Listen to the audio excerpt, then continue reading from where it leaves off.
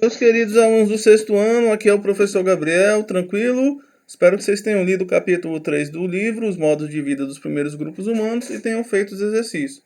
Agora iremos corrigir. Apenas uma pequena recordação: de azul são as respostas, na outra cor é a pergunta. Primeira questão: copie em seu caderno as afirmativas corretas e corrija as que forem erradas. Resposta: correta só tem duas, a A e a C. As erradas é a B e a D. Vamos corrigir. Muitos grupos humanos praticaram a caça e a coleta simultaneamente com a agricultura. A produção de excedentes está relacionada ao desenvolvimento de técnicas para aumentar a produtividade agrícola. Essa é a resposta. Segunda, com base na leitura da página 40 e 41, elabore um pequeno texto para explicar o surgimento da agricultura que foi resultado de um longo processo. Então, nesse texto de vocês têm que citar coisas como sedentarismo, o desenvolvimento de ferramentas de pedra polida, exploração de formas selvagens de planta, que é a horticultura, observação da germinação e mudança na organização dos grupos humanos, pessoal. Isso aí tem que ter no texto de vocês. Quando as aulas retornarem, eu vou corrigir. Terceira, explique a relação entre a existência de excedente agrícola e a divisão social do trabalho. Resposta: a produção de excedente de alimentos permitiu que algumas pessoas pudessem ser liberadas das atividades agrícolas e passassem a exercer funções diferentes na sociedade, como de sacerdote, comerciante, soldado, tecelão. Assim, a existência de excedentes agrícolas tornou possível a divisão social do trabalho. Ou seja, pessoal, quando começou a sobrar alimento, as pessoas puderam se dedicar a outras atividades, porque nem todo mundo era obrigado a trabalhar na agricultura. Então foram surgindo as outras profissões, como até mesmo a minha de professor.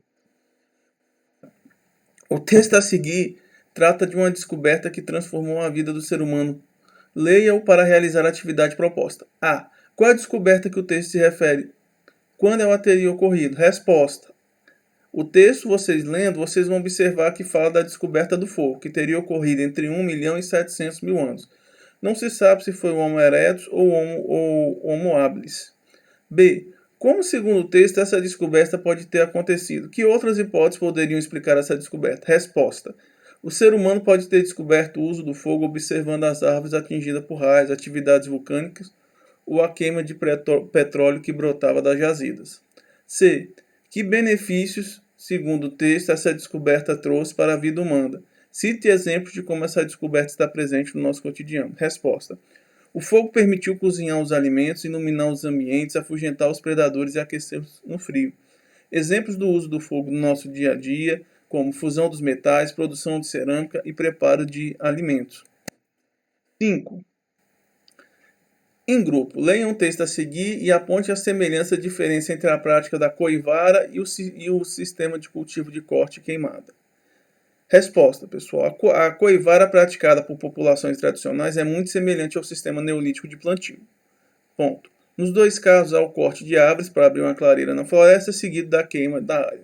Depois é feita a semeadura sem uso do arado e o cultivo na área temporária, do ano de 1 a 3 anos. Depois desse período, a área é deixada em repouso durante um longo tempo, entre 30 e 10 anos. Precede-se então ao corte e à queima de uma nova área. As diferenças podem ser apontadas dizem respeito às ferramentas utilizadas. Enquanto no Neolítico os instrumentos eram feitos de pedra polida e atualmente usam-se o ferro e o aço para produzir machados, enxados e foices. Essa agricultura de coivara é geralmente feita por pequenos agricultores ou tribos indígenas, que eles vão lá, cortam, queimam para liberar os minerais, só que isso exaure o solo muito rápido, em detrimento de um outro sistema. Então não é muito recomendado ainda o risco de espalhar um incêndio na floresta. Eu espero que vocês tenham feito os exercícios. Qualquer dúvida, entre em contato. Um abração.